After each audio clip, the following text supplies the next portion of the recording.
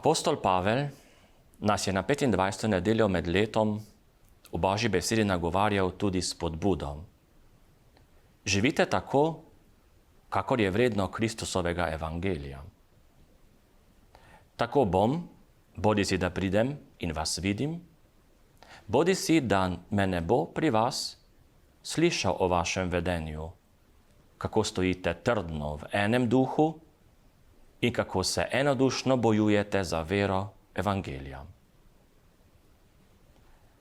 Ta beseda še kako lepo sovpada z minulo nedeljo, ki je posvečena tudi spominu na svetniške kandidate, tiste, ki so zgledno živeli svoje življenje, stali trdno in se enodušno bojevali za vero. Ta nedelja je posebej posvečena molitvi in prošnji k Bogu, da bi našim slovenskim svetniškim kandidatom Bog kmalu naklonil čast svetništva. Mnogi se radi obračate, predvsem v svojih potrebah in prošnjah, na svetnike. Dostikrat prej na tuje in bolj znane, kakor pa na naše, domače.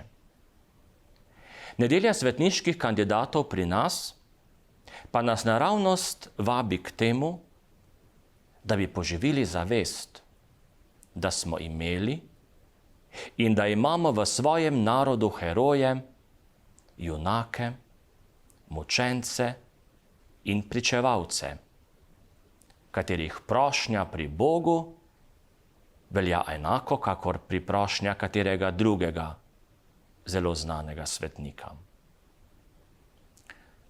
Hvaležni moramo biti, da imamo tudi mi pri Bogu v nebesih svoje velike zagovornike in prav tako poznane kandidate za svetništvo, kot so škof Janez Frančišek Gnidovec, škof Friderik Baraga, nadškof Anton Vovk in drugi.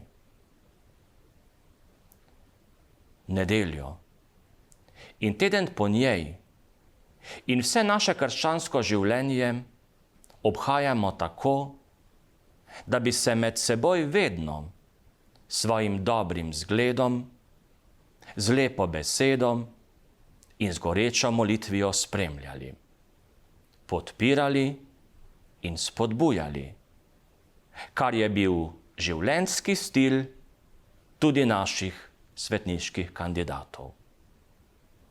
Tudi mi z njimi živimo, z njimi molimo in se jim v molitvi iskreno priporočajmo.